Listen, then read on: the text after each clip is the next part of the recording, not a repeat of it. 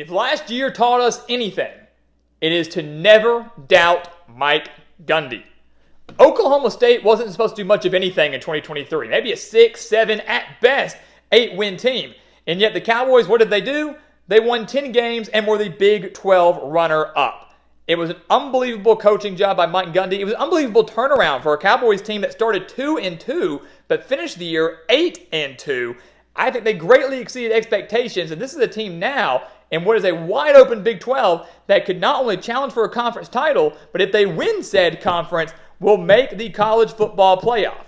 So welcome back to the Gridiron Expert, guys. We're so glad you could join us today to break down Oklahoma State's schedule for this upcoming season. As always, please continue to like, comment, subscribe, share our videos, and check out everything down in the description below, including our website, thegridironexpert.com. Tons of exclusive content over there to help you get through this offseason. As you know, here at our channel, college football never dies. So if you want nonstop college football coverage, nonstop college football content, this is the place for you. So go subscribe, check out the website, hit that notification button so you don't miss out on any future content, and become a member of our GE Nation. So Oklahoma State, they come in at number 13 in our way too early top 25. Breaking down their schedule today, not predicting their record, although that will come here in just a few months. So all the more reason to subscribe and hit that notification bell. You take a look at this team, guys. They are loaded with talent coming back. Last year wasn't supposed to be much of anything. They exceed expectations. This year, they've got expectations. Alan Bowman is back for what feels like his 10th year in college football. And one of the best players in the entire country, the FBS leading rusher from last year, Ollie Gordon, who rushed for over 1,700 yards, he's back. Their leading wide receiver, Brennan Presley, is back. Their offensive line is back. All Oklahoma State has to do is figure out their defense that was downright atrocious. If they can do that, this is the team that will challenge for a Big 12 title. They were the runner-up last year, and what you could argue was a tougher Big 12 than it will be this year, even with the additions of Arizona, Arizona State, Utah, and guys like that. This is a team that is one of the top teams in the conference, and do not be surprised to see them in the hunt for another title by season's end. You take a look at their schedule, though. Interesting games on the slate. It's not like, when I look at it, it's not one of those schedules that stands out like, wow, this is super easy, or wow, this is super hard. It's one of those things that's like, there are about a million traps on this schedule that could prevent Oklahoma State from reaching their goal. And one of the first traps comes in week 1. And that sounds ridiculous. South Dakota State. You're telling me they could be in trouble with South Dakota State? Yeah, I do believe they are in trouble with South Dakota State. And if you follow the FCS, if you know college football, you would understand that. This is the Jackrabbits team, guys, that has won 29 straight games. They have won 29 straight games. They have won back-to-back national championships at the FCS level.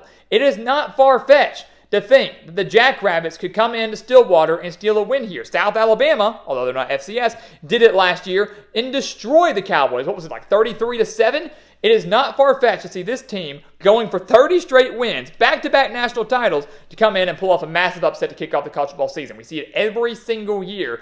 Oklahoma State needs to be careful not to fall victim to the Jackrabbits. This is a good team, guys. They are well coached. They have a lot of talent. They need to watch out for this game. I expect the South Dakota State game to maybe be a little bit closer than people think, maybe than you realize. If you lose that game, all bets are off, right, for Oklahoma State. They're in trouble for the rest of the year. But, again, we're not predicting anything. They're going to be favored. People are going to expect them to win. South Dakota State, watch out. Do not sleep on that. Do not immediately chalk that up as a W. This is a very good team. Then you go to Arkansas. Arkansas comes to Stillwater, but go to Arkansas in week 2. This Arkansas team, don't expect much out of them. I think they're going to probably be pretty bad in 2024, but it is an interesting game. It's a Razorback squad that's going to have new life. New offensive coordinator by Petrino, a lot of new pieces for the Razorbacks. The SEC opponent coming to your house. Can't overlook them, right? Even as bad as Arkansas was last year, and as bad as we expect them to be, it's still early enough that I'm sure Sam Pittman has a few tricks up his sleeve. So I expect a relatively competitive game against Arkansas. So South Dakota State and Arkansas to kick off the year, that's not easy. That's not easy at all. That's not a guaranteed 2-0. It's not even a guaranteed 1-1. And the Cowboys have to be on their A game in both of those. Go on the road to Tulsa, okay, many expect that to be a win. And then you enter what I believe is the key stretch for the Cowboys. A key 4-game stretch here. Utah at Kansas State, West Virginia at BYU. Talk about a brutal stretch to really get conference play going. You start with Utah, a newcomer to the conference, right? Moving from the Pac-12 to the Big 12. Utah is going to be hopefully healthy this year. Cam Rising missed all of last year. Handful of other starters missed all of last year with injuries. But you've got a great coaching matchup between two underrated coaches in the game, and Mike Gundy and Kyle Whittingham always getting the most out of their teams. And it's massive that Oklahoma State gets this game at home, because this is a battle, but arguably between the two of the best teams in the conference. This is huge when it comes to the standings. It's huge when it comes to the Big 12 title picture. Oklahoma State gets to host the Utes. That's big. That's massive. The battle between Oklahoma State's offense, Utah's defense, which is always very strong. I'm very, very excited for this game. One of the top games in the entire Big 12 this season. It comes on September 21st. But it's massive.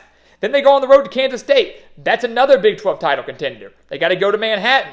Yeah, they beat Kansas State last year, upset them 29-21. That was the game that propelled the Cowboys to their bounce back. That was the game that kicked off a 5-game winning streak for Oklahoma State last year. So Kansas State kind of gave them that spark in 2023. Can they continue that in 2024? But now they got to go to Manhattan against a team that is always very good defensively and has a very dangerous ground game, now led by quarterback Avery Johnson. It's going to be one of the better dual-threat quarterbacks in the conference, but also in the country. So Utah, Kansas State, two of the best teams in the conference. You get them in back-to-back weeks. Then you come back home and you take on West Virginia. You won a shootout over the Mountaineers 48-34 last year. Neil Brown saved his job with a 9-win season, and they've got a lot of talent coming back. They have their eyes set on a Big 12 title, at least in the hunt for one. Getting that game at home is massive, but West Virginia, also a very good ground team. It's going to be very tough to stop. If Oklahoma State does not shore up that defense, Kansas State's going to run all over them. West Virginia's going to run all over them.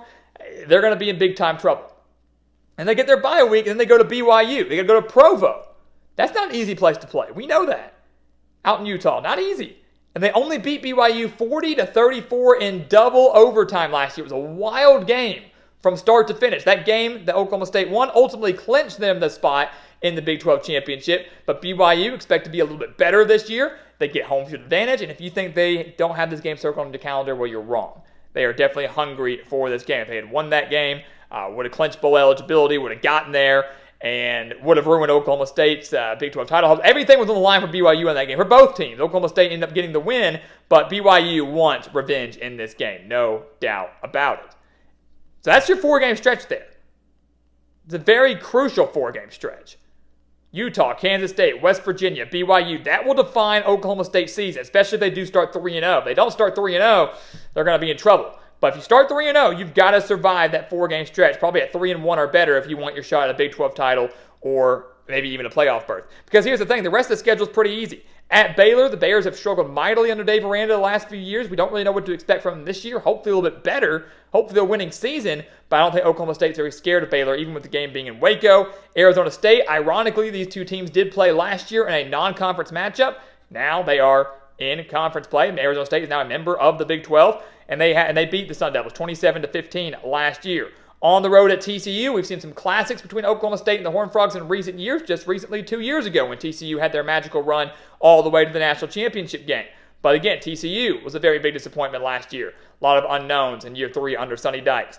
Bye week, Texas Tech. They were disappointing last season. They're off a week of rest. They're at home, looking good. And then at Colorado, don't really expect much of the Buffaloes this year. Their defense was atrocious last year. It's senior day for the Buffaloes. Yes, maybe they're a little bit better. Maybe they flirt with bowl eligibility. But Oklahoma State would be favored in this game, would be expected to win this game. And with this type of offense, might torch that Colorado defense if they don't fix something quickly. Fun, old Big 12 matchup, though. Colorado finally making their way back to the conference from the Pac-12. So again, guys, you look at this. That back half of the schedule is not too bad for the Cowboys.